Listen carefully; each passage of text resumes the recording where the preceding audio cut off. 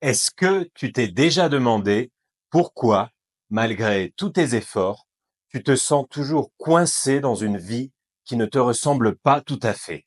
Peut-être que tu crois qu'il te manque quelque chose, un partenaire, plus d'argent, une situation parfaite pour être enfin heureux.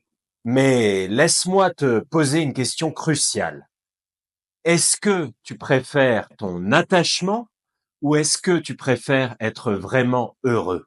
Parce que, soyons honnêtes, tu ne peux pas avoir les deux. On nous dit souvent, le bonheur viendra plus tard, quand j'aurai ce que je veux. Mais si c'était justement cette attente qui t'empêchait de profiter du présent, aujourd'hui, on va plonger dans les mécanismes qui font qu'on s'attache à de fausses certitudes, alors qu'au fond, la sérénité est déjà là, juste sous nos yeux. Depuis qu'on est petit, on nous colle des étiquettes. Tu es trop ceci, tu n'es pas assez cela. Et à force de les entendre, on finit par y croire. Et ces croyances s'installent comme de petits fils invisibles qui nous tirent vers l'arrière. Tu as peut-être grandi en te disant, il me faut absolument ce poste de rêve, ou je dois absolument plaire à tout le monde. Et tu sais ce qui se passe quand tu vis comme ça? Tu t'oublies. Tu passes à côté de ce que toi, tu veux vraiment.